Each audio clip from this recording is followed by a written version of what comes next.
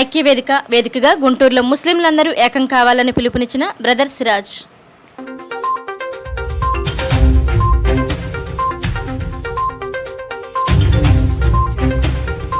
కఫా వస్సలాము అలా ఇబాదిహిల్లదీన ఇస్తఫా అమ్మా బఅద్ అఊదు బిల్లాహి మినష్ షైతానిర్ రజీం బిస్మిల్లాహిర్ రహ్మానిర్ రహీం యా అయ్యుహల్లదీన ఆమను తఖుల్లాహ హక్క తుకాతిహి వలా తమూతున్న ఇల్లా వఅంతుం ముస్లిమూన్ వఅతసిము బిహబ్లిల్లాహి జమీఅన్ వలా తఫర్రఖు రబ్బిష్రహ్ లీ సద్రీ వయస్సిర్ లీ అమ్రీ వహ్లుల్ ఉఖ్దతం మిన్ లిసానీ యఫ్ఖహూ ఖౌలీ.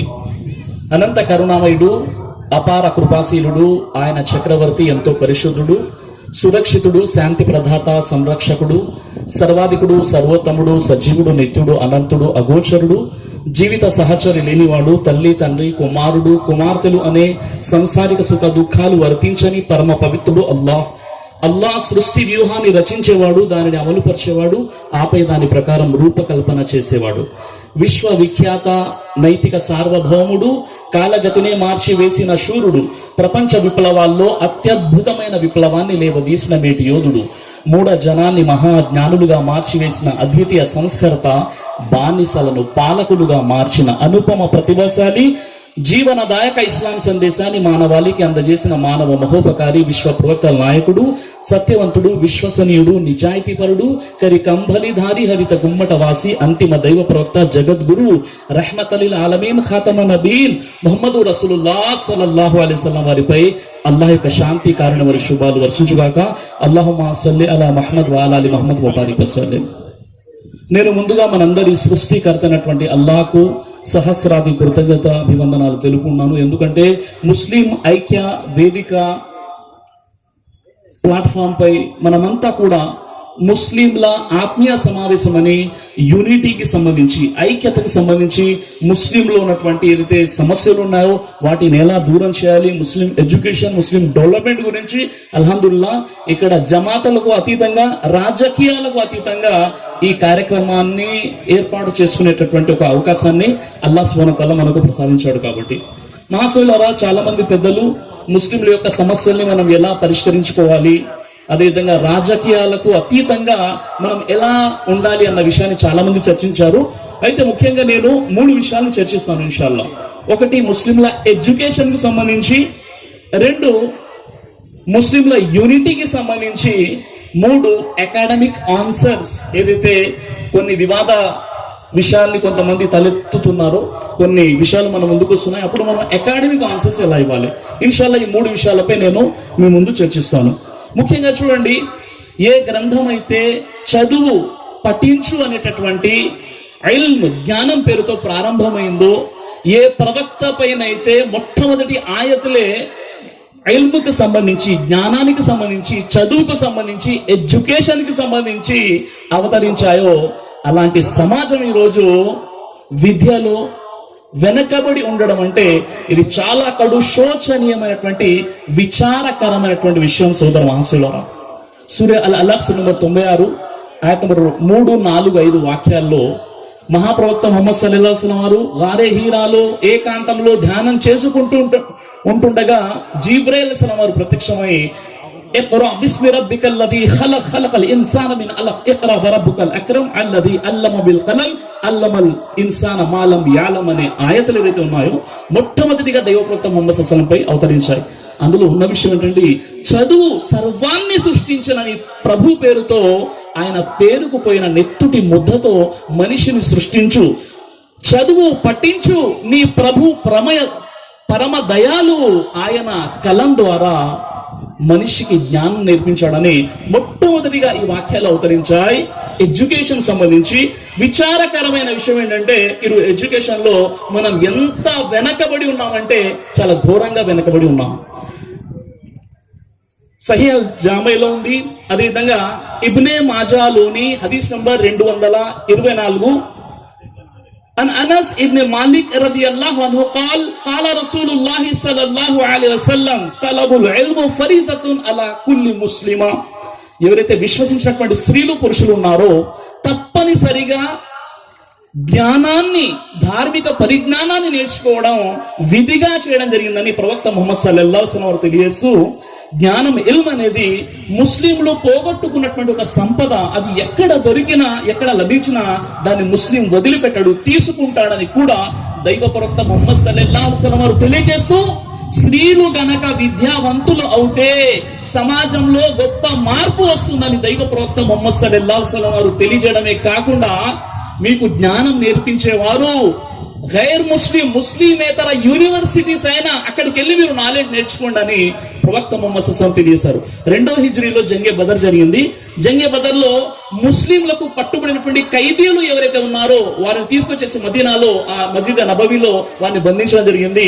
ప్రవక్త వారు ఖైదీలు వారు విడుదల పొందడానికి 2 షరతులు పెట్టారు. ఒకటి, ఖైదీల యొక్క బంధువులు ఎవరైతే ఉన్నారో వారు వచ్చేసి ఫిదియా చెల్లించి, కంపన్సేషన్ చెల్లించి, పరిహారం చెల్లించి వారి ఖైదీల్ని తీసుకెళ్లిపోవాలి.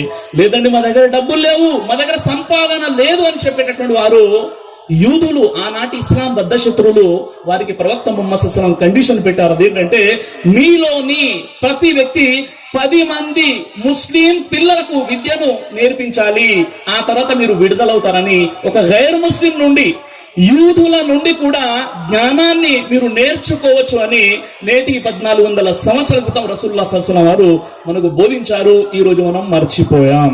ఈ రోజు మన పరిస్థితి ఎలా ఉందో తెలుసా? ఎడ్యుకేషన్ లో ఈ రోజు మన పరిస్థితి ఎలా ఉందంటే, నేను చెప్పే స్టాటిస్టిక్స్ ఏవైతే ఉన్నాయో దయచేసి రాసుకోండి, లేదా మీ మొబైల్లో బంధించినటువంటి మీ మొబైల్లో తర్వాత మీరు చెక్ చేసుకోండి.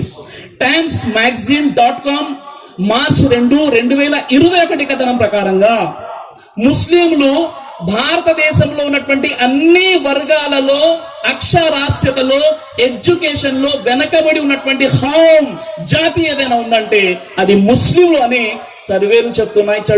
కడు శోచనీయమైనటువంటి విషయం ఇది. టైమ్స్ ఆఫ్ ఇండియా 13 ఆగస్ట్ 2020 కథనం ప్రకారంగా భారతదేశంలో అక్షరాస్యతలో, ఎడ్యుకేషన్ లో ముస్లింల యొక్క పరిస్థితి ఎలా ఉందంటే, ఇక్కడ ఉన్నటువంటి ఎస్సీ ఎస్టీ సోదరుల కన్నా కూడా తక్కువగా ఉంది ముస్లింల ఎడ్యుకేషన్. అంటే ఒకసారి ఎంత బాధపడాల్సిన విషయం ఒకసారి ఆలోచించండి. బీబీసీ రిపోర్ట్ అంటుంది, ముస్లిం పిల్లలలో 6 సంవత్సరాల నుండి 14 సంవత్సరాల వరకు ఉన్నటువంటి పిల్లల్లో 25% వరకు స్కూల్ యొక్క ముఖం కూడా చూడలేదు, స్కూల్ యొక్క గేట్ లో కూడా వారి యొక్క ప్రవేశం ఎంట్రన్స్ లేదు, ఎంతమంది డ్రాపర్స్ కూడా ఉన్నారు అని మనకు బీబీసీ రిపోర్ట్ సర్వేలు చెప్తున్నాయి. ఎంత విచారకరమైన విషయమో ఒక్కసారి ఆలోచించండి. ఇక్కడ ఉన్నటువంటి యూనివర్సిటీ స్టడీస్ లో ముస్లింలు కేవలం 2% మాత్రమే ప్రవేశాన్ని, అడ్మిషన్ తీసుకుంటున్నారని సర్వేలు మనకి చెప్తున్నాయి. మన రాజకీయ నాయకులు ఉన్నారు, మన పెద్దలు ఉన్నారు, మన ఉలమాలు ఉన్నారు, ప్రతి వ్యక్తి కూడా తన స్వార్థం కోసమే ప్రసంగాలు చేస్తుంటారు. ఈరోజు ఎడ్యుకేషన్ విషయంలో మనం ఎక్కడ ఉన్నాం? ఏ ప్రవక్తనైతే చదువు ఇల్మ్ పేరుతో మనకు ఆయతులు అవతరించాయో అలాంటి జాతి ఈరోజు కేవలం భారతదేశంలోనే కాదు, ప్రపంచంలోనే వెనుకబడి ఉన్నటువంటి సమాజంగా ఈరోజు ఎడ్యుకేషన్ లో మీరు చూడవచ్చు. చూడండి, ప్రపంచంలో ముస్లిం దేశాలు, ముస్లింలు ఎక్కువగా ఉన్నటువంటి దేశాలు 57 దేశాలు.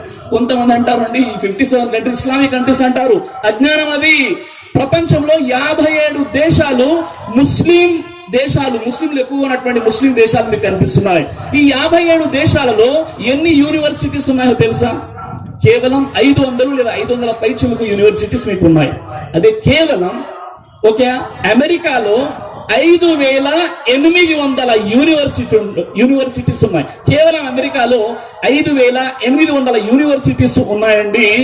57 దేశాల్లో ముస్లిమ్స్ ఉన్నారు కదా, కేవలం 500 యూనివర్సిటీస్ ఉన్నాయి. కేవలం మన భారతదేశంలో 8400 యూనివర్సిటీస్ మన భారతదేశంలో ఉన్నాయి. మన భారతదేశంలో అక్షరాస్యతలో 93% క్రైస్తవులు ఉంటే 50% ముస్లింస్ ఉన్నారు. మన భారతదేశంలోని 90% ప్రైమరీ ఎడ్యుకేషన్ ని క్రైస్తవులు పూర్తి చేసుకుంటూ ఉంటే మన ముస్లింలు 40% మాత్రమే ప్రైమరీ ఎడ్యుకేషన్ అంటే 7th క్లాస్ పాస్ అయినటువంటి వారు, 7th వరకు చదువుకున్నటువంటి వారు 40% మాత్రమే మన ముస్లిం సమాజంలో. యూనివర్సిటీస్ ఏవైతే ఉన్నాయో అందులో క్రైస్తవులు 52% అడ్మిషన్ తీసుకున్నారు. 52% వారు యూనివర్సిటీ ఎడ్యుకేషన్ ని పూర్తి చేసుకుంటే ముస్లింలు కేవలం 2% మాత్రమే యూనివర్సిటీస్ యొక్క ఎడ్యుకేషన్ ని వారు పూర్తి చేసుకుంటున్నారు. అంతెందుకు సోదరులారా, మన భారతదేశంలో ముస్లింలు 30 కోట్ల మంది ఉన్నారు కదా. మన భారతదేశంలో ముస్లింలు 30 కోట్ల మంది ఉన్నారు. సివిల్ సర్వీసెస్ లో ముఖ్యంగా ఐఏఎస్ లో వీరి శాతం ఎంతో తెలుసా? కేవలం 3%. మన భారతదేశంలో సివిల్ సర్వీసెస్ లో 30 కోట్ల మంది ముస్లింలు ఉన్నారు. సివిల్ సర్వీసెస్ ముఖ్యంగా ఐఏఎస్ లో కేవలం 3% మాత్రమే. ఐఎఫ్ఎస్ ఇండియన్ ఫారెన్ సర్వీసెస్ ఏదైతే ఉందో అందులో 1.8% మాత్రమే. అలాగే ఐపీఎస్ లో 4% కంటే తక్కువ. ఇది మన దుర్భరమైనటువంటి పరిస్థితి. చాలా మందికి సివిల్ సర్వీసెస్ గురించి తెలియదు. సివిల్ సర్వీసెస్ ఏంటండి? ఏదైతే UPSC union public commission service ఏదైతే ఉందో, యూపీఎస్సి యొక్క ఎగ్జామ్ ఏదైతే ఉంటుందో, సివిల్ సర్వీసెస్ ఏదైతే ఉంటుందో దానికి సంబంధించిన అవగాహనే మనలో లేదు. వాస్తవంగా చెప్పాలంటే భారతదేశంలో అత్యుత్తమైనటువంటి పదవులు ఏవైనా ఉన్నాయంటే అవి సివిల్ సర్వీసెస్. అంటే భారత పౌర సేవలు ఏవైతే ఉన్నాయో, మన దేశం నడుస్తుంది అంటే administration, Indian administration services IAS, Indian police services, వీరు ఎవరైతే ఉన్నారో మన భారతదేశాన్ని నడిపిస్తున్నారు. మన భారతదేశాన్ని ఎంపీలు ఎమ్మెల్యేలు నడిపించట్లేదు, మన భారతదేశాన్ని ఐఏఎస్ ఐపీఎస్ నడిపిస్తున్నారు.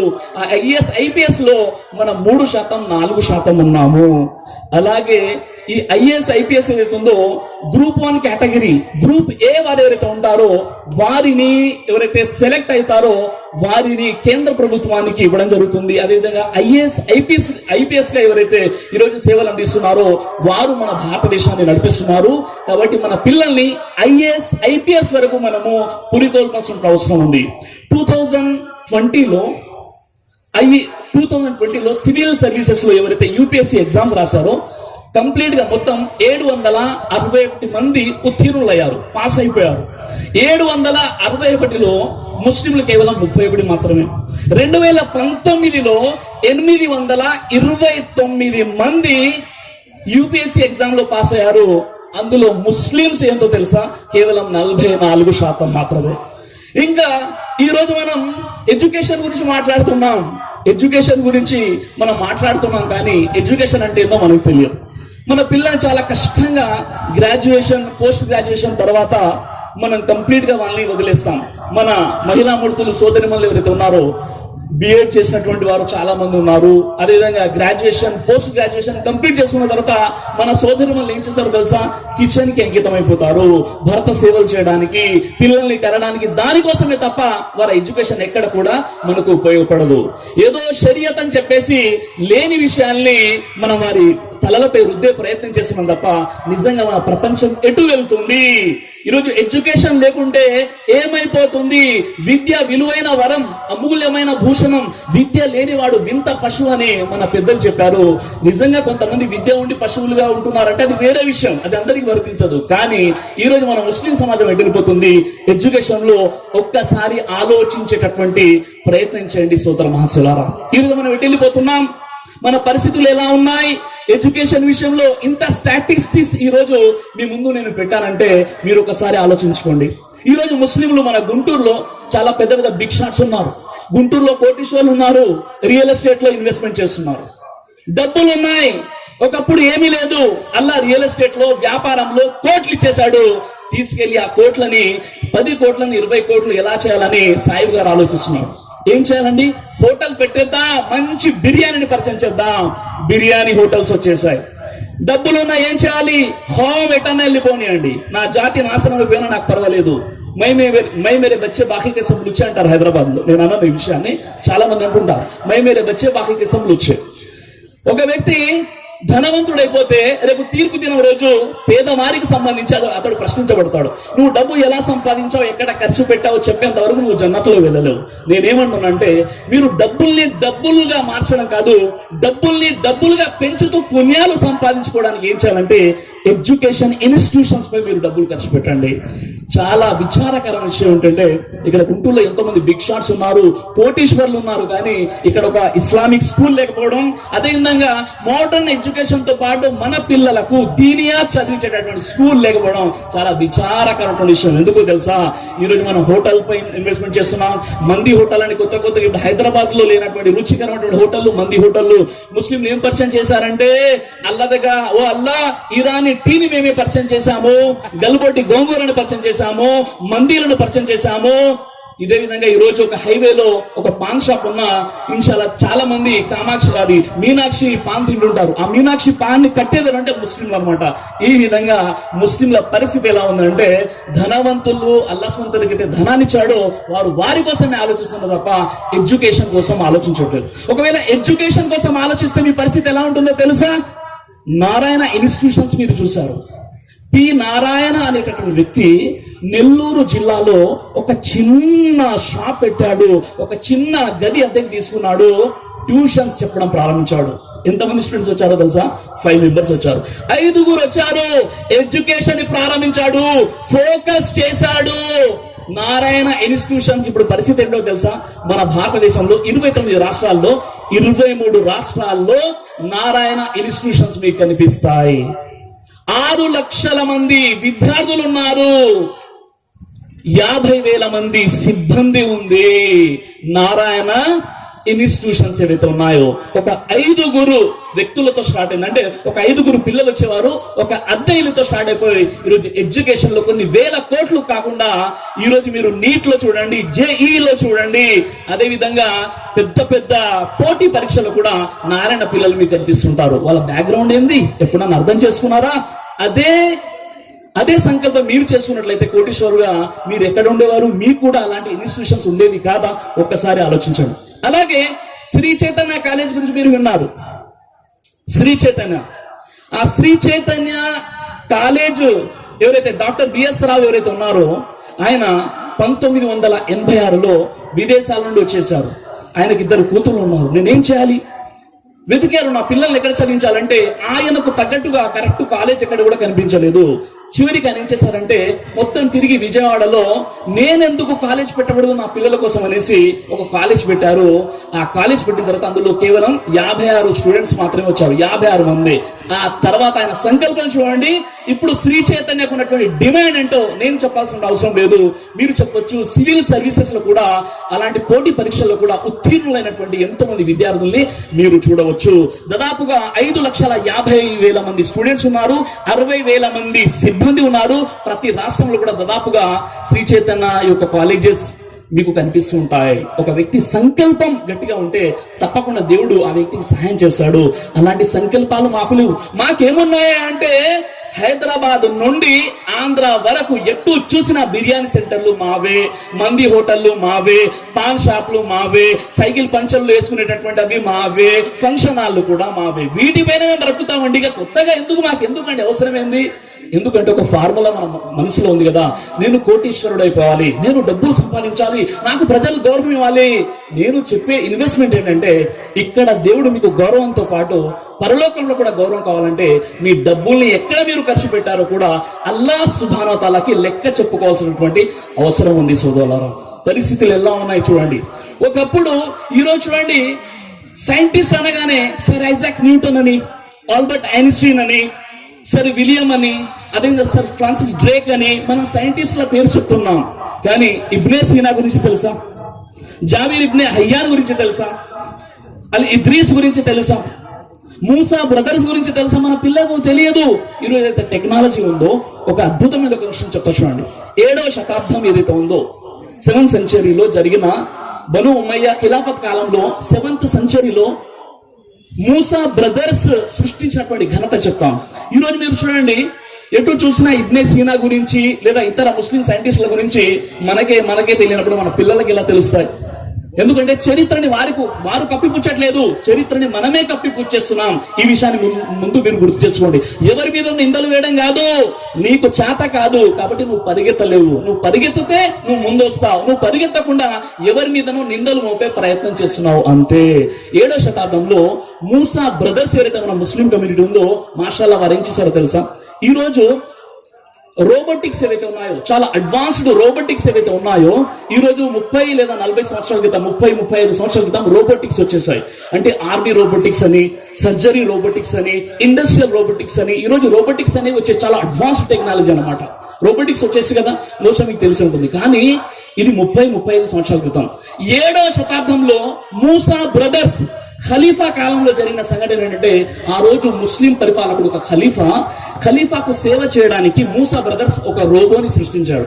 ఆ రోబో ఏం చేసిందంటే, ఖలీఫాకి ప్రతిరోజు కూడా ఉదయం టీ ఇవ్వడం, టిఫిన్లు పెట్టడం, కాఫీ తీసుకొచ్చి ఇవ్వడం, ఖలీఫా చుట్టూ తిరగడం, ఒక రోబోని లిక్విడ్స్ ని సహాయంగా తీసుకొని ఒక రోబోని తయారు చేయడం జరిగింది. అది మన ఇస్లామీయ చరిత్ర ఘనత. ఈ రోజు పరిస్థితి ఏమైపోయిందంటే, మనకే తెలియనప్పుడు వారికి ఎలా తెలుస్తుంది? చాలా విచారకరమైన విషయం కదా. అలాగే ఫాతిమా అల్ ఫిహ్రీ అనేటటువంటి ఒక లేడీ గురించి మీరు గూగుల్లో సెర్చ్ చేయండి. ఫాతిమా అల్ ఫిహ్రీ అనేటటువంటి లేడీ మొరాకోలో క్రీస్తు శకం 859లో ఆమె అల్ హరవీన్ అనేటటువంటి ఒక మస్జిద్ తో పాటు ఒక పెద్ద యూనివర్సిటీని సృష్టించారు. ఆ రోజుల్లోనే ఈ ప్రపంచంలోనే మొట్టమొదటి యూనివర్సిటీగా పరిగణించబడింది. గిన్నిస్ బుక్ ఆఫ్ రికార్డ్ లో కూడా నమోదు చేయడం జరిగింది. మెడిసిన్ తో, మోడర్న్ సైన్స్ తో పాటు, మెడిసిన్ తో పాటు, అదేవిధంగా ఫిలాసఫీతో పాటు అది ఆ రోజుల్లోనే వారికి పరిచయం చేశారు. ఇప్పటికి కూడా కొన్ని వందల మంది స్టూడెంట్స్ అక్కడ నుండి లబ్ధి పొందుతున్నారు. ఈ విషయం మనకు తెలియదు. అలాగే మీరు చూసే ఉంటారు, హిషామ్ ఇబ్నే అబ్దుర్ రహమాన్ అనేటటువంటి వ్యక్తి గురించి. హిషామ్ ఇబ్నే అబ్దుర్ రహమాన్ అనేటటువంటి వ్యక్తి కార్బోడా అనేటటువంటి ఒక యూనివర్సిటీని ఆయన స్థాపించడం జరిగింది. ఎవరు? హిషామ్ ఇబ్నే అబ్దుర్ రహమాన్ అనేటటువంటి వ్యక్తి కార్డోబా అనేటటువంటి యూనివర్సిటీని స్థాపించడం జరిగింది. అయితే ఇంగ్లాండ్ రాజు ఎవరైతే ఉన్నారో ఆ రోజుల్లో ఏం చేశారంటే, ఇంగ్లాండ్ రాజు ఆ ముస్లిం వ్యక్తికి ఎవరైతే ఈ యొక్క యూనివర్సిటీని స్థాపించాడో ఒక లెటర్ రాస్తున్నాడు. దయచేసి మీ కాలేజీలో మా కూతురు చదువుకోవడానికి మీరు అనుమతి ఇవ్వండి అని ఒక రాజు, ఒక ముస్లిం ఎవరైతే ఈ కాలేజీని స్థాపించారో వారికి లెటర్ కూడా రాయడం జరుగుతుంది. ఇది కార్డోబా యూనివర్సిటీ ఏదైతే ఉందో ఇది క్రీస్తు శకము 754లో స్థాపించబడింది. ఈ చరిత్ర నిజంగా చెప్పాలంటే ఈ రోజు ఖలీఫాలకు బను ఉమయ్య, బను అబ్బాసియా ఖిలాఫత్ కాలంలో ఉన్నటువంటి ఏదైతే టెక్నాలజీ ఉందో అది కూడా ఈ రోజు ముస్లింలు చేయకపోతున్నారు. పైగా ఎడ్యుకేషన్ లో విపరీతంగా వెనకబడి ఈ రోజు మనం కనిపిస్తున్నాం. అయితే సోదర మాసలారా, ఎడ్యుకేషన్ పై ఫోకస్ చేయండి. ఇక్కడ ఉన్న ధనవంతులు వివిధ రాష్ట్రాల నుండి వచ్చారు. మీరు మీ ప్రాంతాల్లో ఎవరైతే మంచి చదువుకున్నటువంటి వారు ఉన్నారో వారిపై మీరు డబ్బులు ఇన్వెస్ట్మెంట్ చేయండి. మీరు మంచి స్కూల్స్ ని స్థాపించండి, మంచి కాలేజెస్ ని స్థాపించండి. మీరు కులమతాలకు అతీతంగా మీరు ఎడ్యుకేషన్ ఇవ్వండి. ఇన్షాల్లా అప్పుడు చూడండి మన సమాజం తప్పనిసరిగా బాగుపడుతుంది. కాబట్టి education is the most influential weapon అన్నమాట. దీన్ని మీరు పట్టుకోండి. రెండో విషయం ఏంటంటే యూనిటీకి సంబంధించి చెప్తానన్నా. ఈరోజు యూనిటీ అనేటటువంటి ఏదైతే విషయం ఉందో, నిజంగా ఈరోజు ఎంతో మంది మన ముస్లిమ్స్ లో మాషాల్లా మంచి ఎడ్యుకేషన్ ఉన్నటువంటి వారు కొంతమంది ఉన్నారు. వివిధ రంగాల్లో, రాజకీయ రంగాల్లో ఉన్నారు, పారిశ్రామిక రంగాల్లో ఉన్నారు, స్పీకర్స్ ఉన్నారు, ఉలమాలు ఉన్నారు, రకరకాలుగా ఉన్నారనమాట. కానీ ఒక చాలా పెద్ద బాధాకరమైన విచారకరమైన విషయం ఏంటంటే, ఒకరి అంటే ఒకరికి పడకపోవడం అనమాట. ఏ విధంగానంటే, ఒక కేకడాన్ని ఒక మిసాల్ ఇస్తారు, దాని ఏమంటారు, ఒక వారికి చెప్పేటటువంటి ప్రయత్నం చేస్తారు అనమాట. కేకడ అంటే ఎండ్రికాయ ఏదైతే ఉంటుందో, పీతలు అంటారు కదా, దానిలో ఒక గుణం ఉంటుంది అనమాట. అది బయటికి వచ్చేటప్పుడు వేరే పీత దాన్ని పట్టి లాగేస్తుంటుంది అనమాట. అంటే దాని నైజంలో, పీతలో ఒక నైజం ఉంటుంది. అది పైకి వచ్చేటప్పుడు ఒక ఏదైతే గుంతలో ఉంటాయో, ఏదైతే కన్నంలో ఉంటాయో, ఒక పీత బయటికి వచ్చేటప్పుడు ఇంకొక పీత ఆ కాలు పట్టుకొని కిందికి లాగేస్తుంది. అలాంటి తత్వాలు నౌజ్ బిల్లాహ్ మిన్ జాలిక్ ఈరోజు మన ముస్లిం సమాజంలో కనిపించడం చాలా కడు శోచనీయమైనటువంటి విషయం. ఇఖ్తిలాఫా, భిన్న అభిప్రాయాలు చాలా ఉండవచ్చు, కానీ ఇత్తెఫాక్ దేనిలోనైతే మనం కలిగి ఉండాలో, ఐక్యత ఆ విషయాల్లో తప్పనిసరిగా కలిగి ఉండాలి. సహబాలలో కూడా చిన్న చిన్న విషయాల్లో భేదాభిప్రాయాలు ఉండేవి. అయినప్పటికీ కూడా వారు ముస్లిం సమాజాన్ని, ఆనాటి ఉమ్మతిని భ్రష్టు పట్టించే పనులు ఎప్పుడు చేయలేదు. ఈరోజు మన స్వార్థం ఎలా పెరిగిపోయిందంటే, నా స్వార్థం కోసం నా ఉమ్మత్ ఏమైనా పర్వాలేదు, నాకు గౌరవం కావాలి, నాకు డబ్బు కావాలి, నాకు హోదా కావాలి, నాకు పలుకుబడి కావాలి, అది ఉంటే నాకు చాలు అనేటటువంటి ఒక శైతాన్ వైఖరి ఈరోజు మనలో కనిపించేస్తుంది. ఉదాహరణ చెప్తాను, కొన్ని హదీసులు చెప్పే ప్రయత్నం చేస్తాను. ఆనాడు ఇఖ్తిలాఫ్ ఉన్నప్పటికీ కూడా, అంటే అనైక్యత ఉన్నప్పటికీ కూడా ఏకాభిప్రాయం, ఐక్యత ఏ విధంగా ఉండేదో మీకు చెప్పేటటువంటి ప్రయత్నం చేస్తాను. జంగే జమల్ యుద్ధం జరిగింది. జంగే జమల్లో అమ్మార్ బిన్ యాసిర్ వారు ఆయిషా రదియల్లాహు వారికి వ్యతిరేకంగా ఉన్నటువంటి గ్రూప్ లో ఉన్నారు. కొన్ని అపార్థాల కారణంగా ఒక యుద్ధం జరుగుతుంది. అప్పుడు అమ్మార్ బిన్ యాసిర్ గారు ఎక్కడ ఉన్నారు అంటే ఆయిషా రదియల్లాహు వారి గ్రూప్ కి ఆపోజిట్ లో ఉన్నారు. యుద్ధం అంటే ఎలా ఉంటుందో మీకు తెలుసు కదా, ఎదురెదురైపోతే తలలు నరుకుంటారు, అదే యుద్ధ వాతావరణం. అప్పుడు అమ్మార్ బిన్ యాసిర్ గ్రూప్ లో ఉన్నటువంటి ఒక వ్యక్తి ఏం చేశాడంటే ఆయిషా రదియల్లాహు వారిని కించపరిచి మాట్లాడే ప్రయత్నం చేశాడు. అప్పుడు అమ్మార్ బిన్ యాసిర్ ఏమంటున్నారో తెలుసా? ఓ నీచుడా, ఓ మూర్ఖుడా, నువ్వు నీ నోటిని అదుపులో పెట్టుకో అని ఒక్క లెంపకాయ వేసేసి అతను అక్కడ దండించడం జరుగుతుంది. వాస్తవంగా చెప్పాలంటే ఆయిషా రదియల్లాహు వారికి వ్యతిరేకమైనటువంటి గ్రూప్ లో అమ్మార్ బిన్ యాసిర్ ఉన్నారు. కానీ విశ్వాస పరంగా నువ్వు ఆయిషా రదియల్లాహు వారిపై నింద మోపే ప్రయత్నం చేస్తావరా, ఓ మూర్ఖుడా, దుర్మార్గుడా, ఇక నా ముందు ఉంటే నిన్ను చంపేశాను అని తీవ్రంగా గద్దించడం జరిగింది. విశ్వాసుల మాతృమూర్తి ప్రవక్త ముహమ్మద్ సల్లల్లాహు అలైహి వసల్లం వారి యొక్క ప్రియ సతీమణి అనేటువంటి ఆయిషా వారిపై నువ్వు నింద మోపుతావని తీవ్రంగా గద్దించడం జరుగుతుంది. అంటే ఆపోజిషన్ గ్రూప్ లో ఉన్నప్పటికీ కూడా ఒక ముస్లిం గురించి, ఒక విశ్వాసి గురించి నెగిటివ్ విషయం వస్తే ఒక ముస్లిం ఎప్పుడు కూడా దాన్ని తీసుకోడు. మరో విషయం ఏంటంటే చరిత్రలో మనకు సాక్ష్యం ఇవ్వడం జరిగింది. చరిత్ర ఏంటంటే అమీరే ముఆవియా మరియు అలీ రదియల్లాహు వారి కాలంలో కొన్ని అపోహల కారణంగా ఇద్దరికి తీవ్రమైన విభేదాలు వచ్చేస్తాయి. చివరికి యుద్ధం యొక్క వాతావరణం కూడా ఏర్పడుతుంటుంది. కానీ అలీ రదియల్లాహు వారు, అమీరే ముఆవియా వారు ఎప్పుడు కూడా యుద్ధానికి దారి తీసే విధంగా వారు మాట్లాడారు. ఈ విషయాన్ని గ్రహించినటువంటి రోమ్ చక్రవర్తి ఏం చేస్తాడంటే ఒక ఉత్తరం రాస్తాడు. ఆ ఉత్తరం ఎవరు రాస్తున్నాడు? అమీరే ముఆవియాకి రాస్తున్నాడు. ఓ అమీరే ముఆవియా, నీ సోదర సమానుడైనటువంటి అలీ నీపై లేనిపోని ఆరోపణలు చేసేశాడు. మీకు మనసుకు చాలా బాధ కలిగిందని మా వరకు ఈ విషయం చేరింది. మీరు గనక కోరుకుంటే, మీరు గనక అనుమతిస్తే నేను ఒక సైన్యాన్ని పంపిస్తాను. ఆ సైన్యంతో నువ్వు అలీ మీద దండయాత్ర చేసి నువ్వు సునాయాసంగా గెలవగలుగుతావు, ఏమంటావని ఒక ఉత్తరం రాయడం జరిగింది. ఎప్పుడైతే అమీరే ముఆవియాకు ఈ ఉత్తరం అందిందో అప్పుడు అమీరే ముఆవియా వాస్తవంగా చెప్పాలంటే ఇద్దరి మధ్య పడట్లేదు. అలీ వారికి, అమీరే ముఆవియా వారికి యుద్ధ వాతావరణం ఉంది. అమీరే ముఆవియా వారికి సైన్యం చాలా అవసరం. కానీ ఈ లెటర్ చూసుకొని చదివి మళ్ళీ తిరిగి ఉత్తరం రాస్తున్నారు. ఏమన్నారంటే, ఓ రోమ్ సామ్రాజ్యంపై పీఠం వేసుకుని కూర్చున్నటువంటి ఓ కుక్క అని సంబోధించారు. అందులో అలీ మరియు ముఆవియా మేమిద్దరం కూడా అన్నదమ్ములం లాంటి వాళ్ళం, సోదర సమానులమే.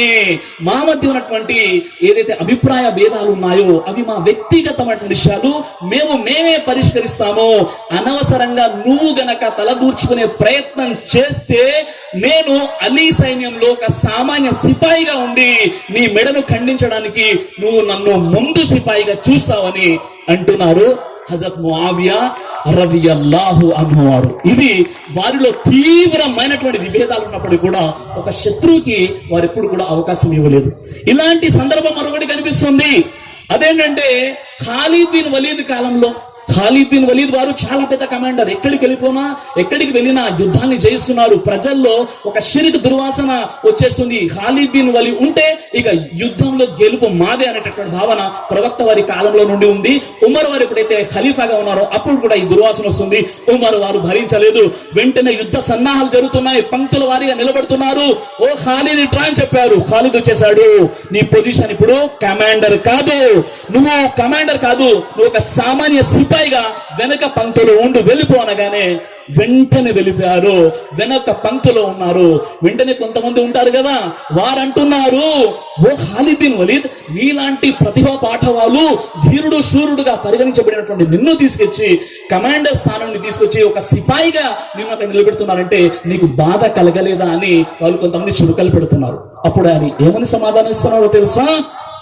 నేను ఉమర్ వారి కోసం యుద్ధం చేయట్లేదు, ఉమర్ గారి ప్రభు అయిన అల్లా కోసం నేను యుద్ధం చేస్తున్నాను. అల్లా యొక్క ప్రేమను పొందడానికి, అల్లా యొక్క ప్రీతిని పొందడానికి ఏ వరుసలో ఏ స్థానంలో ఉండి యుద్ధం చేస్తే ఏమైతుందయ్యా అని చెప్పారు ఖాలిద్ బిన్ వలీద్ రదియల్లాహు అన్హు వారు. నిజంగా చూడండి, ఎలాంటి పరిస్థితులు చూడండి, మనం ఎప్పుడైనా ఆలోచించుకునే ప్రయత్నం చేస్తామా? ఈ రోజు మన పరిస్థితి అనైక్యత కారణంగా ఈ రోజు మన ఆంధ్రప్రదేశ్ లో నాకు తెలిసి ఒక 5 ఎమ్మెల్యేలు ఉన్నారు. ఐక్యత ఉంటే 15 ఎమ్మెల్యేలు అవుతారు. ఇది ఐక్యత ఉన్నటువంటి పవర్. ఈ రోజు ఒక ఎంపీ కూడా లేడు, కానీ ఐక్యత ఉండే 4 ఎంపీలు అవుతారు, 14 ఎమ్మెల్సీలు అవుతారు. కారణం ఏంటంటే మనలో మనకు పడకపోవడం. ఈ రోజు లీడర్ అనేటోడు ఎలా ఉండాలంటే, నిజంగా మన కమ్యూనిటీ లీడర్ని ఎవరు నిలబెడుతుందంటే, ధనవంతులు లీడర్ అయిపోతారు, పలుకుబడి ధనవంతులు ఉండితే ఎమ్మెల్యే అవుతారు, ఎంపీ అవుతారు, ఏదో అవుతారు. కానీ షరియత్ పరిజ్ఞానం ఇంగిత కూడా ఉండదు. ఆ వ్యక్తి ఏం చేస్తాడంటే షిర్కు ప్రదేశాలకు వెళ్ళిపోయి దండం పెట్టుకుంటాడు, అయ్యో బాబు అని దండం పెట్టేసుకుంటాడు, ఇతరుల కాళ్ళు పట్టేసుకుంటాడు. ఇక ఆ హోదాపై ఎలా ఉంటుందంటే, ఇక ఎవరైతే ఆ వ్యక్తిని నౌజ్ బిల్లా ప్రవక్తగా కూడా భావించేశాడు, అంత దరిద్రం ఆ వ్యక్తి చుట్టుకుంటుంది. ఎందుకంటే డబ్బులు ఉన్నాయి, మీరు నిలబెట్టారు కదా, మీరు నిలబెట్టిన వాడే మీపై దౌర్జన్యం చేస్తాడు అని ప్రవక్త మహనీయ ముహమ్మద్ సల్లల్లాహు అలైహి వసల్లం తెలియజేశారు. కాబట్టి సోదరులారా, ఒక లీడర్ ని ఎన్నుకునేటప్పుడు ఆ వ్యక్తికి ప్రపంచ జ్ఞానంతో పాటు ధార్మిక ఇస్లామిక్ జ్ఞానం ఉందా లేదా అని ప్రజలే నిర్ణయించుకోవాలి. ఆ తర్వాత ఆ వ్యక్తి డబ్బుల కోసం అమ్ముడు పోయేవాడు కాకూడదు. ఆ వ్యక్తి ఏ వ్యక్తినైతే మనం లీడర్ గా ఎన్నుకుంటున్నామో ఎట్టి పరిస్థితుల్లో కూడా ముస్లింలను నమ్మక ద్రోహం, వంచనకు పాల్పడేవాడు కావద్దు. అలాంటి వ్యక్తులు లీడర్స్ కావాలని ఇస్లాం అంటుంది. అలాంటి లీడర్స్ నిజంగా మన మధ్య ఉన్నారా అన్న విషయాన్ని మనం ఆత్మ పరిశీలన చేసుకోవాలి. ప్రవక్త ముహమ్మద్ సల్లల్లాహు అలైహి వసల్లం తెలియజేశారు, ముస్నద్ అహ్మద్ లో ఉన్నటువంటి హదీస్ ఏంటంటే, ఆ వ్యక్తిని అల్లాహ్ సుబ్హానహు వ తఆలా అసలు ఇష్టపడడు ఏ వ్యక్తి అయితే ప్రపంచ జ్ఞానం కలిగి ధార్మిక జ్ఞాన కలిగి ఉండడు. ప్రవక్త ముహమ్మద్ సల్లల్లాహు అలైహి వసల్లం అన్నారు, ఆ వ్యక్తిని అల్లాహ్ సుబ్హానహు వ తఆలా ఏ మాత్రం ఇష్టపడడు. ఏ వ్యక్తి అంటే ఏ వ్యక్తికి అయితే కేవలం ప్రాపంచిక నాలెడ్జ్ ఉంది, మంచి గ్రాడ్యుయేట్, పోస్ట్ గ్రాడ్యుయేట్, పిహెచ్డి చేశాడు, ధార్మిక పరంగా జీరో, వెళ్ళి ఎక్కడెక్కడికో విగ్రహాల దగ్గరికి వెళ్ళిపోయి, చిత్రపటాల దగ్గరికి వెళ్ళిపోయి, ఇంకెక్కడికో వెళ్ళిపోయి షిర్క్ చేస్తున్నాడు, అలాంటి వ్యక్తిని అల్లాహ్ సుబ్హానహు వ తఆలా అసలు ఇష్టపడని దైవ ప్రవక్త మహనీయ ముహమ్మద్ రసూలుల్లాహ్ సల్లల్లాహు అలైహి వసల్లం తెలియజేశారు. కాబట్టి సోదరులారా, లీడర్స్, అలాంటి లీడర్స్ ఎన్నుకోవాల్సిన బాధ్యత మనది. ఇక మరో విషయం ఏంటంటే, చూడండి, ఈ రోజు ఈ ఆత్మీయ సమావేశం అనేది చాలా అన్నదమ్ముల్లా కలిసిమెలిసి ఇంకా ముందు కొనసాగాలంటే మనలో ఓర్వలేనితనం ఉండకూడదు, అసూయ, ఈర్ష, ద్వేషాలు అస్సలే ఉండకూడదు.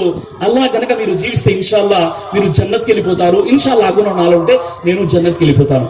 ముస్నద్ అహ్మద్ హదీసు గ్రంథం వెలుగులో ప్రవక్త ముహమ్మద్ సల్లల్లాహు అలైహి వసల్లం తన సహాబాలతో పాటు కూర్చొని ఉన్నారు.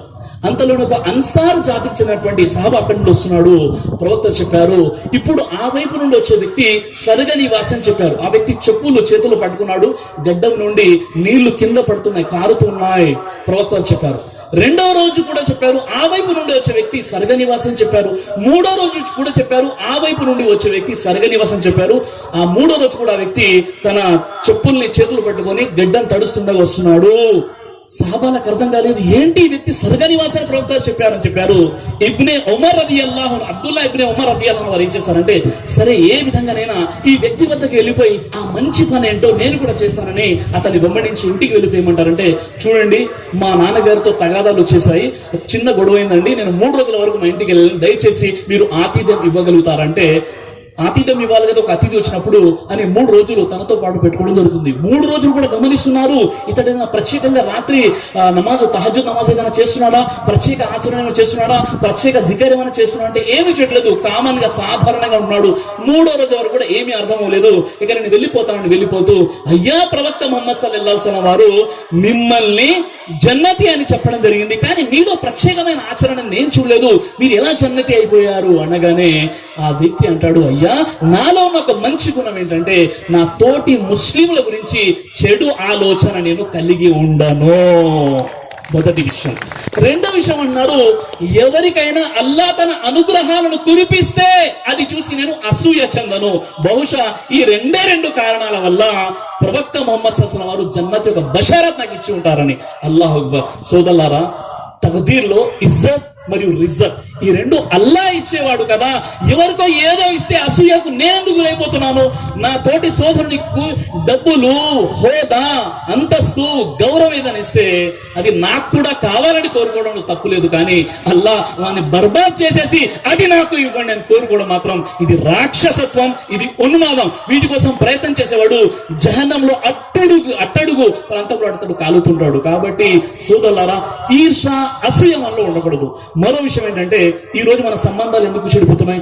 భార్య భర్తలు విడిపోతున్నారు, 2 సొసైటీలు వేరైపోతున్నాయి, 2 జమాతులు 3 జమాతులు అయిపోతున్నాయి. ఇక జమాతులు కూడా చాలా పెద్ద లిస్ట్ ఉంది, వేరే సందర్భంలో చెప్తాను. అయితే ఇవన్నీ అవ్వడానికి కారణం ఏంటంటే గీబత్, చాడీలు అన్నమాట. ఇక్కడ కూర్చొని ఉంటారు, ఇక్కడ నుండి బయటికి వెళ్ళిపోగానే అరే క్యా భాయ్ పూరా బెటర్ కరిదే కచ్చరా కచ్చరా హోగా ప్రోగ్రామ్ స్టార్ట్ చేస్తారు. ఇది కూడా గీబత్. ఇక్కడ కూర్చున్నారు, చాలా హ్యాపీగా ఉన్నారు, మీ సోదరుతో ఇద్దరు మాట్లాడుకున్నారు, చూస్తే అమ్మ ఎంత అద్భుతంగా ఇద్దరు ప్రాణ స్నేహితులు రా బాబు అన్నట్టుగా ఉంటాడు. వెళ్ళగానే క్యా భాయ్ తుమ్ దోనో బయటకి బాత్ కర్ అని అంటే కచ్చరా ఏమనే కచ్చరా స్టార్ట్ అయిపోతుంది. ఇది కూడా గీబత్. అంటే ఇది ఒక విధంగా చెప్పాలంటే మునాఫికియత్ కూడా, అంటే కపట విశ్వాసం కూడా మనలో ఉన్నదంత సమానం. ఇక్కడ ఉంటున్నాం, ఈ ప్రోగ్రాం గురించి మాట్లాడుతున్నాం, ఇక్కడ నుండి బయటికి వెళ్ళిపోతున్నాం, ఈ ప్రోగ్రానికే వ్యతిరేకంగా మాట్లాడితే ఏం ఉద్ధరిస్తారండి, ఏం సంస్కరిస్తారండి? మనలో మనం సంస్కరించుకున్నప్పుడు ఇక ఇతర జాతుల్ని మనం సంస్కరిస్తామా, ఇతరులకి దావత్ ఇస్తామా? ఒక్కసారి ఆలోచించండి.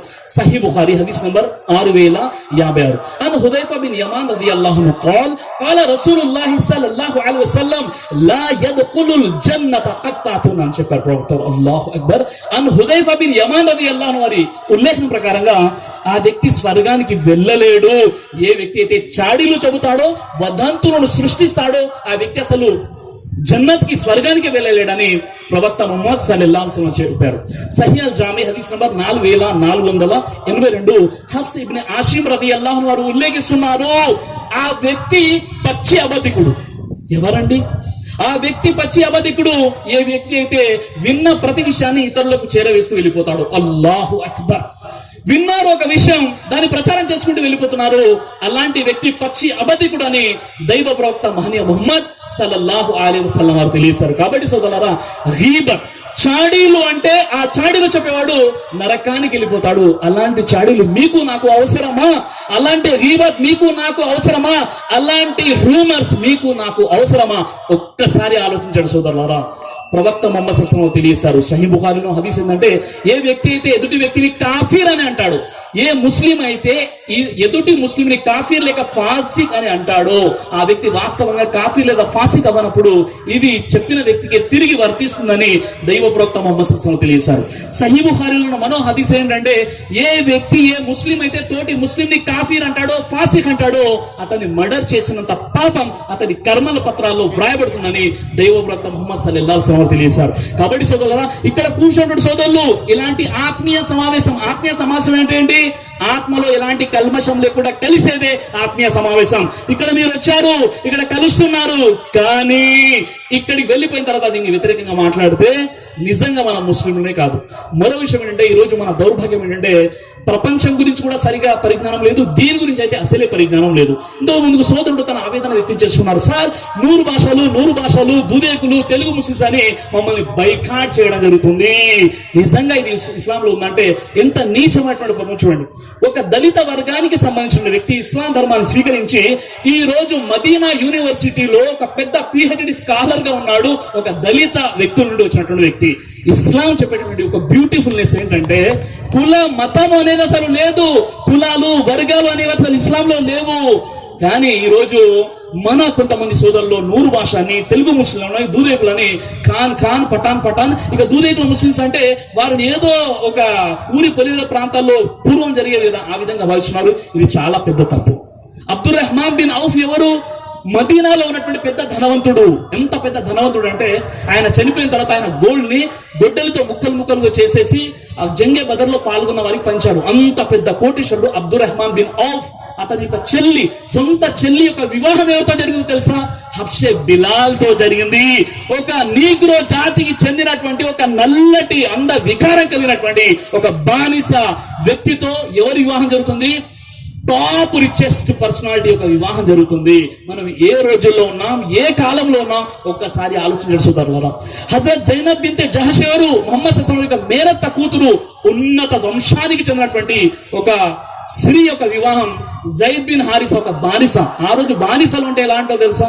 ఈ రోజు ఏదైతే కొంతమందిని ఊరి పొలిమేర ప్రాంతాల్లో పెడుతున్నారో, ఊరి పొలిమేర ప్రాంతాల్లో పెట్టడం కాదు కదా, జంతువులకు ఇంట్లో కుక్కలు ఏదైనా జంతువులు పెంచుకుంటే ఆ జంతువులకైనా గౌరవం ఇచ్చేవారు కానీ బానిసలకు ఇచ్చేవారు కాదు.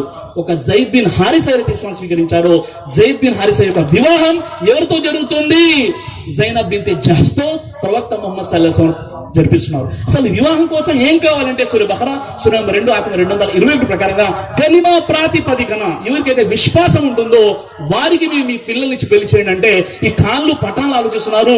లేదండి ఆ 100 భాష వాళ్ళకు మా పిల్లలు ఎలా ఇవ్వాలని అనుకుంటే నిజంగా వారంత మూర్ఖులు మరి ఎవరు ఉండబోరు. మరో విషయం ఏంటంటే నిజంగా కొంతమంది 100 భాష సోదరులు వారి యొక్క అజ్ఞాన కారణంగా షిర్క్ చేస్తే పూర్తిగా 100 భాష వారిని కించపరచడం చాలా పెద్ద మూర్ఖత్వం అవుతుంది. ఉదాహరణకి హైదరాబాద్ ఉంది కదా, హైదరాబాద్ ఓల్డ్ సిటీ ఉంది, పాత బస్తీలో 60% షిర్క్ ఉంది. మీకు మొత్తం ఎటు చూసిన షిర్క్ ఉంది. వాళ్ళని మీరు వెళ్ళేస్తారా? కాళ్ళు పటాలు కాదంటారా? ఒక్కసారి ఆలోచించండి, ఎటు వెళ్ళిపోతున్నా, మన జ్ఞానం ఎటుందో. సోదరుడు ఈ విషయంపై మాట చివరిగా ఈ విషయం చెప్పి ఇన్షాల్లా నేను ప్రసంగం నాది ముగిస్తాను, చాలా సమయం అయిపోయింది. చివరికి ఏదైతే ఉందో నేను 2 విషయాలు చెప్పాను. ఒకటి ఎడ్యుకేషన్ సంబంధించి, 2 ముస్లిం యూనిటీకి సంబంధించి మరియు గీబత్ కు సంబంధించి, 3 అకాడమిక్ ఆన్సర్. ఎప్పుడైతే ప్రవక్త ముహమ్మద్ సల్లల్లాహు అలైహి వసల్లం వారిపై ఏదైతే వివాదాస్పదమైనటువంటి వ్యాఖ్యలు చేస్తున్నారో అప్పుడు వెంటనే మనం మార్కెట్లోకి వచ్చేస్తున్నాం. కొంతమంది ధర్నాలు చేస్తున్నారు, కొంతమంది అరుస్తున్నారు, ఫేస్బుక్ లో కొంతమంది బూతులు తిడుతూ పెడుతున్నారు. నిజంగా చెప్పాలి అంటే ఇలాంటి పరీక్షలు మీరు ఎదుర్కొంటారని అల్లాహ్ సుబ్హానహు వ తఆలా ఖురాన్లో చెప్పాడు. ఖురాన్లో సూరా ఆల్ ఇమ్రాన్ 3 ఆయత్ నంబర్ 186 వెళ్ళి మీరు చదవండి. అందులో అల్లాహ్ సుబ్హానహు వ తఆలా చెప్తున్నాడు, ఓ ముస్లింలారా, మీ ధన ప్రాణాల పరీక్ష తప్పకుండా మీరు ఎదుర్కొంటారు. గ్రంథ ప్రజలు మరియు ముష్రికులు మిమ్మల్ని తీవ్రమైన మనస్తాపానికి గురేటటువంటి విషయాలు చెప్తారు. అలాంటి సందర్భంలో మీరు సహనంతో దైవ భక్తితో ఉండడం ఇది గొప్ప విజయం మీకోసం అని అల్లాహ్ సుబ్హానహు వ తఆలా చెప్పాడు. ఇలాంటి విషయాలు ఉంటాయని అల్లాహ్ సుబ్హానహు వ తఆలా చెప్తున్నాడు. గ్రంథ ప్రజలు అంటే ఎవరు? యూదులు మరియు క్రైస్తవులు.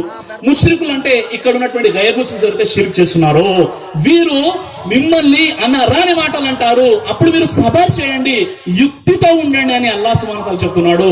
ఈ రోజు ఏదైతే నిజంగా కొంతమంది ఎలా ఆలోచిస్తున్నారో తెలుసా? ముస్లింలను ఎమోషనల్లీ బ్లాక్ చేయాలని చూస్తున్నారు, ముస్లింల సెంటిమెంట్ తో ఆడుకోవాలని చూస్తున్నారు. ప్రతి 6 నెలలకు ఒకసారి ఒక వ్యక్తి వచ్చేసి ఒక రాయి విసిరి వెళ్ళిపోతున్నాడు. ఆ తర్వాత 6 నెలల వరకు కూడా మనం ఏంటంటే దానికి జవాబులు ఇచ్చుకుంటూ వెళ్ళిపోతున్నాం. కీప్ దెమ్ బిజీ అంటున్నారు వాళ్ళు. ముస్లింలని బిజీ చేసేద్దాం, ముస్లింలు ఏదో ఒక విధంగా ఎమోషనల్ బ్లాక్ చేద్దాం, ఒక రాయి విసురుదాం. ఆ తర్వాత వీళ్ళు బహిరంగ సభలు పెట్టుకుంటారు, డబ్బులు ఖర్చు చేస్తారు, రోడ్ల మీదకి వచ్చేస్తారు, ధర్నా చేస్తారు, ప్రాణాలు కోల్పోతారు, జైల్లో పెడతారు, బుల్డోజర్లతో ఇల్లు కూల్చేయవచ్చు.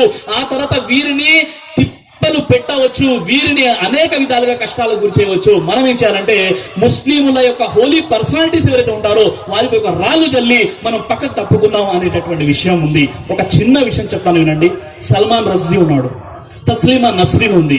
ఏదైతే తప్పు చేశారో, ఇస్లాంపై అనరాని మాటలు అన్నారు, ఇస్లాంని కించపరిచే ప్రయత్నం చేశారు, కొంతమంది ప్రకటించారు వారి తల తీసుకొస్తే నేను 5 కోట్లు ఇస్తానని చెప్పాడు. నిజంగా వాడు వేసుకుంది పారాగన్ చెప్పులు, కానీ 5 కోట్లు ఇస్తానని ప్రకటించేశారు. ఇంకో వ్యక్తి అన్నాడు నేను 10 కోట్లు ఇస్తాను చెప్పాడు, ఇంకో వ్యక్తి 15 కోట్లు. నిజంగా అతడు హత్య గురయ్యాడా? అతను చంపారా? లేదు లేదు, వారు ఫేమస్ అయిపోయారు. అదే జరిగింది కదా, వారు ఫేమస్ అయిపోయారు. కీప్ దెమ్ బిజీ, ముస్లింలు బిజీ చేసేద్దాం. ఇలాంటి వివాదాస్పదమైన విషయాల్లో ముస్లింలు ముందుకు వచ్చేసారు, ధర్నాలు చేస్తారు, బట్టలు చెమ్ముకుంటారు, రాళ్ళు విసురుతారు, ఏదేదో చేస్తారు. అప్పుడు వారి యొక్క బలహీనతను బట్టి ఒకవేళ వారు గనక రాళ్ళు విసరకుంటే మేమే ఆ గ్రూప్ లో 10 మందిని పంపించేసి రాళ్ళు విసిరించేద్దాం. తర్వాత ఏమవుతుంది? కేసులు బుక్ అయిపోతాయి, కటాల పాలైపోతారు, ఫ్యామిలీ పూర్తిగా కొలాప్స్ అయిపోతుంది. వారు బిజినెస్ పై ఫోకస్ చేయలేరు, ఎడ్యుకేషన్ పై ఫోకస్ చేయలేరు, ఫ్యామిలీ లైఫ్ పై ఫోకస్ చేయలేరు, ధర్మ ప్రచారం దావత్ పై కూడా ఫోకస్ చేయలేరు. అదే జరుగుతుంది. ఆ తస్లీమా నస్రీన్, ఆ శైతాన్ సల్మాన్ రజ్దీ ఎవరైతే ఉన్నారో వారికి అర్థమైపోయింది ముస్లింలను రెచ్చగొట్టి మేము ఫేమస్ అవ్వాలని. దౌర్భాగ్యం ఏంటంటే మనకు అర్థం కావట్లేదు, వాళ్ళు మనల్ని ఎమోషనల్లీ బ్లాక్ చేసి వాళ్ళు ఫేమస్ అవుతున్నారు. ఇది చాలా దౌర్భాగ్యమైనటువంటి విషయం సోదరులారా. ఇలాంటి విషయాలు వచ్చినప్పుడు ఎకాడమిక్ ఆన్సర్స్ ఇచ్చే ప్రయత్నం మనం చేయాలి. ప్రవక్త ముహమ్మద్ సల్లల్లాహు అలైహి వసల్లం కాలంలో కూడా ప్రవక్త వారిని జాదుగన్నారు, మజ్ను అన్నారు, రకరకాల నిందలు మోపే ప్రయత్నం చేశారు. ఏ ఒక్క సందర్భంలో కూడా ప్రవక్త ముహమ్మద్ సల్లల్లాహు అలైహి వసల్లం వారు రియాక్ట్ అవ్వలేదు, వారికి ఉరి శిక్ష కావాలని ఎవరు డిమాండ్ చేయలేదు. ఇది మనకు అపోహ. ఈ డెమోక్రసీ కంట్రీలో ఏదైతే లౌకిక దేశంలో మనం ఉంటున్నామో ఇక్కడ చెప్పే ప్రతి హక్కు ఒకరికి ఉంది, కానీ వారికి అకాడమిక్ ఆన్సర్స్ ఇచ్చే ప్రయత్నం చేయాలి. ప్రవక్త ముహమ్మద్ సల్లల్లాహు అలైహి వసల్లం యొక్క సీరత్ పై అవేర్నెస్ కల్పించాలి, బహిరంగ సభలు పెట్టాలి, ప్రోగ్రామ్ చేయాలి, మంచిగా జవాబిచ్చే ప్రయత్నం చేయాలి. అలా కాకుండా మనం ఏం చేస్తున్నాం అంటే నిజంగా అక్కడ నష్టపోయేది మనమే, ఇక్కడ కూడా నష్టపోతున్న వారం మనమే. అలా చేయకూడదు. అవునండి, అకాడమిక్ ఆన్సర్ ఏంటని మీరు అడగవచ్చు. ఈ విషయం చెప్పించాలా నేను నా ప్రసంగాన్ని ముగిస్తాను. అకాడమిక్ ఆన్సర్స్ ఏంటంటే ఆయిషా రదియల్లాహు వారిని 6 సంవత్సరాలు వివాహం చేసుకుని 9 సంవత్సరాల వయసులో ప్రవక్త ముహమ్మద్ కాపురం చేశారు. తప్పేముందండి? ప్రపంచ చరిత్రని ఒకసారి మీరు చూడండి. ఫర్ ఎగ్జాంపుల్, భారతదేశంలో 1929 చరిత్ర, 1929లో భారతదేశంలో బ్రిటిష్ పరిపాలన కాలంలో ఇక్కడ అమ్మాయి యొక్క కనిష్ట వివాహ వయసు 14 సంవత్సరాలు. ఆ తర్వాత ఎప్పుడైతే మనకు స్వాతంత్రం వచ్చిందో ఆ తర్వాత 1949లో అమ్మాయి యొక్క కనిష్ట వివాహ వయసు మన భారతదేశంలో సంవత్సరం పెంచారు, 15 సంవత్సరాలు. ఆ తర్వాత 1578లో ఒక తీర్మానం జరిగింది, ఒక బిల్ పాస్ అయిపోయింది. ఇక అమ్మాయి వయసు 18 సంవత్సరాలు, అబ్బాయి యొక్క వయసు 21 సంవత్సరాలు. అంతకంటే ముందు ఏం జరిగింది? The times of India June 12, 2022 కథల ప్రకారంగా స్వామి నాథన్ అయ్యార్ అంటే ఒక పెద్ద స్వామి ఏం చెప్తున్నాడంటే, why should be find fingers అంటాడు. Why should be point fingers అంటే మనము ఎందుకు ఇతరులపై చేతులు ఎత్తే ప్రయత్నం చేస్తున్నాం అంటే, వేలెత్తే ప్రయత్నం ఎందుకు చేస్తున్నాం అంటే, మన భారతదేశాన్ని కాస్త మనం పరిశీలించినట్లయితే 20వ శతాబ్దం వరకు కూడా మన భారతదేశంలో 19వ శతాబ్దం చివరి వరకు కూడా మన భారతదేశంలో బాల్య వివాహాలు జరిగాయి. యూనిసెఫ్ రిపోర్ట్ ఏందో తెలుసా? మన భారతదేశంలో ప్రతి సంవత్సరం 15 లక్షల బాల్య వివాహాలు జరుగుతున్నాయి. అంతెందుకు సోదరులారా, 1886 అంటే నేటికి 136 సంవత్సరాల క్రితం అమెరికాలోని అమ్మాయి యొక్క కనిష్ట వివాహ వయసు 10 సంవత్సరాలు, కేవలం 130 సంవత్సరాల క్రితం. అమెరికాలోని మీరు చూసినట్లయితే అనేక రాష్ట్రాలు ఉన్నాయి. ఆ రాష్ట్రాలలో 136 సంవత్సరాల క్రితం ముఖ్యంగా అమ్మాయి యొక్క కనీస వివాహ వయసు 7 సంవత్సరాలు. అదేవిధంగా ఈ రోజు మీరు సౌత్ అమెరికాలోని బోలివియాలో ఈ రోజు వరకు కూడా 14 సంవత్సరాల వయసులో పెళ్లి చేసుకోవచ్చు. అమెరికాలోని సౌత్ ఉరుగ్వేలో మీరు చూసినట్లయితే ఈ 21వ శతాబ్దంలో కూడా 12 సంవత్సరాల వయసులో అమ్మాయి వివాహం చేసుకోవచ్చు. మరి ఈ రోజు 130 సంవత్సరాల క్రితమే అమెరికా లాంటి దేశాల్లో 7 సంవత్సరాలు 10 సంవత్సరాల వయసులో అమ్మాయిలు పెళ్లి చేసుకున్నప్పుడు నేటికి 1400 సంవత్సరాల క్రితం అరబులో ప్రవక్త ముహమ్మద్ సల్లల్లాహు అలైహి వసల్లం 9 సంవత్సరాల ఆయిషా రదియల్లాహు అన్హాతో కాపురం చేసేది తప్ప. ఒక్కసారి అకాడమిక్ ఆన్సర్ ఇచ్చేటట్టు ప్రయత్నించండి. మరో విషయం ఏంటంటే, మన భారత స్వాతంత్ర మన యొక్క జాతిపిత మహాత్మా గాంధీ వారు ఆయన తన భార్య ఎవరైతే పెళ్లి చేస్తున్నాడో కస్తూరిబాయి యొక్క వయసు పెళ్లి చేసుకున్నప్పుడు 13 సంవత్సరాలు. డాక్టర్ బిఆర్ అంబేద్కర్ గారు ఉన్నారు కదా, భారత రాజ్యాంగాన్ని రచించినటువంటి డాక్టర్ బిఆర్ అంబేద్కర్ గారి భార్య రమాబాయి యొక్క వయసు 9 సంవత్సరాల వయసులో ఆయన పెళ్లి చేసుకున్నారు. అంతెందుకండి సోదర మహాశయులారా, మన యొక్క గణిత శాస్త్ర పితామహుడుగా పరిగణించబడేటటువంటి ఎవరైతే శ్రీనివాస రామానుజం ఉన్నాడో తన భార్య జానకిని 9 సంవత్సరాల వయసులో పెళ్లి చేసుకున్నాడు. ఏదో మీరు అరుస్తున్నారు కదా, మీ వీర్ సావర్కర్ తన భార్యని 12 సంవత్సరాల వయసులో పెళ్లి చేసుకున్నాడు. మా మీద ఎందుకు ఏడుస్తారండి? మీకు చరిత్ర తెలియదు, మీకు ఖురాన్ ఇస్లాం పై అవగాహన పక్కన పెట్టండి, అసలు మీ గ్రంథాలు ఏంటో మీకు తెలియదు. అలాంటి పరిస్థితిని మీ గ్రంథాల్లో శ్రీ మహనీయ శ్రీరాముల వారు సీతావారిని పెళ్లి చేసుకున్నప్పుడు సీతావారి యొక్క వయసు 6 సంవత్సరాలు. రాముల వారి యొక్క తమ్ముడు అటువంటి లక్ష్మణుడు ఊర్మిళని పెళ్లి చేసుకున్నప్పుడు ఆమె యొక్క వయసు 4 సంవత్సరాలు. రామాయణం చూడండి, రామాయణంలోని అరణ్యకాండం 47వ అధ్యాయం 3, 4, 5, 6 శ్లోకాలను మీరు చూసినట్లయితే సీతావారు అంటున్నారు, మారు వేషంలో రావణుడు రావడం జరిగింది. సీతావారు తనకు తాను పరిచయం చేసుకుంటూ ఏమంటున్నారంటే, నేను సీతను, నా వివాహం జరిగి 12 సంవత్సరాలు అవుతుంది.